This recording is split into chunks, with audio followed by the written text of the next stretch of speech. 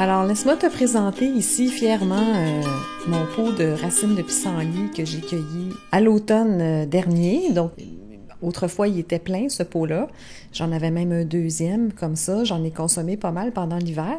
Une fois que les racines sont séchées et conservées dans un pot maçon comme ça, elles peuvent se garder là, pendant des années.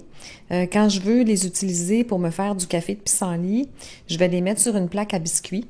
Et je vais les mettre au four à 375 degrés pendant à peu près une vingtaine de minutes pour les faire torréfier.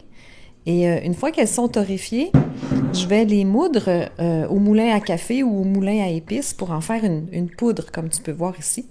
Et c'est de cette poudre-là dont je me sers pour faire mon célèbre café de pissenlit que j'adore. Alors, pour faire du café de pissenlit, c'est simple. Tu fais ça comme tu ferais du café ordinaire. Là. Moi, je me sers d'une cafetière Bodum dans laquelle je vais mettre une grosse cuillerée à café de poudre de racines de pissenlit. Ensuite, je rajoute de l'eau bouillante dedans. Donc, pour l'équivalent d'une belle grosse tasse de café. Et je vais laisser infuser pendant 5 minutes. Et je verse le délicieux liquide dans ma tasse à café.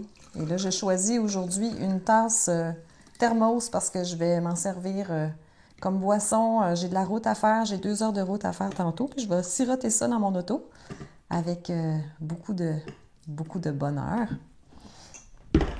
Et ce que je vais rajouter dedans, ben écoute, tu peux le boire straight pipe de même, là, nature. Goûte-y.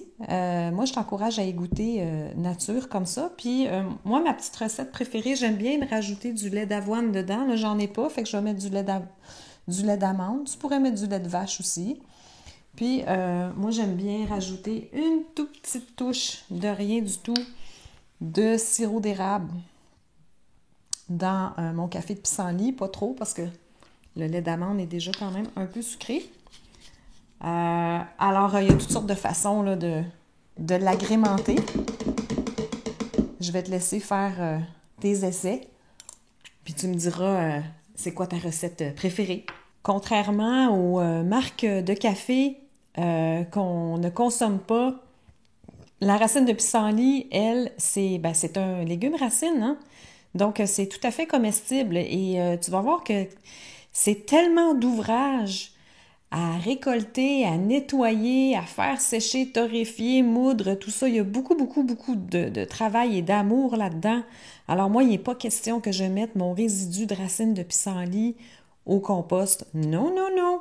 Je conserve ça précieusement dans un petit plat au frigidaire et je récupère cette belle matière-là dans des recettes par la suite, que ce soit dans des soupes, dans des sauces, dans des ragoûts. Je mange l'entièreté de mes racines de pissenlit sans faute.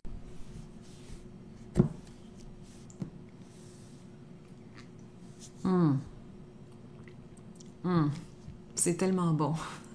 Je me tannerai jamais. Jamais je vais me tanner de ça. C'est délicieux. Je te souhaite d'y goûter.